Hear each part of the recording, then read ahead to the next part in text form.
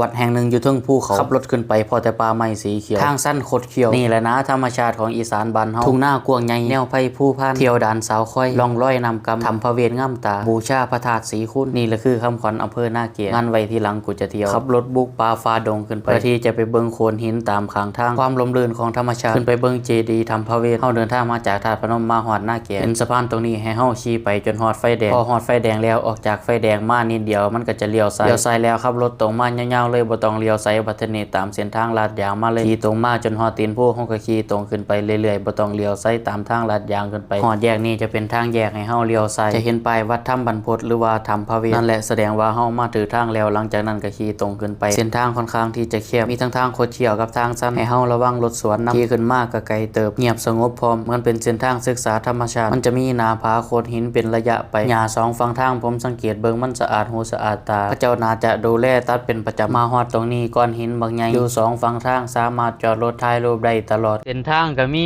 โขดหิน2ฝั่งอยู่ข้างทางก็เป็นเส้นทางที่ถือว่าชันนะบางมองก็ชันบางมองก็บ่ชันปานใดแต่ก็มีคนมาอยู่ว่าสิมาแต่ผมผู้เดียว2คนเด้นี่ก็มีรถมาหาเห็ดอยู่นะอาจจะเป็นรถมอไซค์เขาเจ้ามาหาเห็ดอยู่ผู้ละมั้งเส้นทางก็เป็นเลนเดียวเด้อมาก็ระวังนำเด้ออันตรายนะใส่เกียร์ออโต้ขึ้นก็จะเป็นเกียร์ L2 ค่อยๆไต่ขึ้นมาเรื่อยๆขี่ขึ้นมาน้ำพุน้ำผาโอ้มีหน้าผาสีสวยงามเลยว่าหินอันนี้ก็จะเป็นถ้ำพระเวทมันสิมีอยู่2วัดเด้ขี่ขึ้นมานะมันจะเป็นทางแยกให้เฮาเลี้ยวซ้ายมาถ้ำพระเวทวัดพระเวททางก็เป็นทางที่แบบว่าก็อันตรายนะครับอันตรายแนวใดก็มีขี้ตะไคร่น้ำสีเขียวๆนี่เขาเอิ้นว่าสาลาย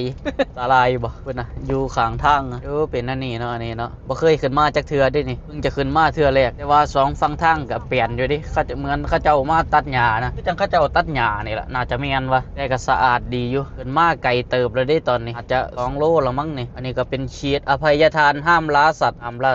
ก็ขี่ขึ้นได้อยู่เวลาเปิดก็6 โมงฮอด8 โมงนะครับโยมที่มาหาของป่าจอดรถชนิดไว้ที่คอสะพานหามน้ำสุนัขและอีหยังขึ้นแต่เฮาก็ขี่ขึ้นมานะเฮาบ่ได้มาหาของป่านะมาเที่ยวโอ้เส้นทางบางนี้ก็ค่อนข้างที่จะชันเด้อให้ใส่เกียร์ต่ำเท่านั้นนะครับขี่ขึ้นมานี่มาฮอดนี่ก็นั่นอยู่ไสวะจอดรถบ่หาหม่องจอดรถก็ยังบ่เห็นวะขี่ขึ้นมาได้บ่นี่ก็บ่แน่ใจคือกันนะว่าขี่ขึ้นมาได้บ่ก็น่าสิได้หั่นล่ะมั้งเอ๊ะก็สิมีหม่องจอดรถอยู่ก็เฮาขี่มาจอดทางพี่ดีกว่าวะมาจอดหม่องนี้นะกรุณาจอดรถด้านล่างว่าซั่นเอาขี่รถขึ้นมาฮอดแล้วที่แรกว่าสิไปอีหยังก็วัดอีหยังนี่ล่ะเสาค้อยนี่ล่ะ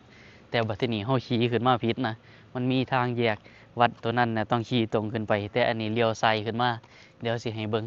เป็นวัดอยู่เทิงภูเขาโอ้อันนี้เป็นเจดีย์ครับเจดีย์บูรพาจารย์วัดกะกวางอยู่เด้คนขึ้นมาอยู่ขึ้นมาเที่ยวเดี๋ยวมาฮอดนี้เฮาก็ต้องถอดรองเท้าออกถ้าสิขึ้นไปถือว่าเป็นวัดน่าจะเป็นวัดเก่าแก่ครับที่สร้างขึ้นมาโดนแล้วโอ้โหเบิ่งนี่อันนั้นคือหลายเถอะวะถังน้ำอันนี้ก็จะมีทางขึ้นไปอีกนะอยู่ข้างเทิงก็จะอาจจะเป็นอีหยังผมบ่พาย่างขึ้นไปนะย่างขึ้นมาฮอดนี้ก็พอแต่ว่ามีแทงน้ำหลายเถอะน้ำอยู่ภูเขาที่ไหลลงมาก็เอามาพักน้ำอยู่นี่บ่แล้วก็จังส่งลงไปข้างใต้บ่วะผมก็บ่แน่ใจคือกันเจดีย์ตัวนี้ผู้ใดเคยมาเนี่ยคอมเมนต์เข้ามาบอกเนี่ยผมก็บ่เคยมาคือกันเพิ่งจะเคยมาเทื่อแรกได้นี่เป็นวัดที่อยู่เทิงภูเขาเงียบสงบลมรื่นดีนะมาช่วงนี้ช่วงหน้าฝนเนี่ยแบบบรรยากาศโคตรดีเลยมันบ่ร้อนไหมสดชื่นดีนะทางเทิงเป็นประตูกระจกยางดีเลยแต่ผมบ่ได้พาขึ้นไปนะว่าทางน้ำไหลวะถ้าผู้ใดรู้เม่นบอกเนี่ยเด้อเป็นที่พักน้ำหรือเปล่าก่อนที่จะส่งลงไปข้างใต้เจ้ากำลังสร้างยังบ่แล้วอยู่ผู้ใดอยากทำบุญก็ขึ้นมารวมทำบุญได้นะเดี๋ยวผมสิพาไปวัดอันนั้นอีกวัดนึงวัดสาวนางค่อยอย่างสักอย่างนี่แหละ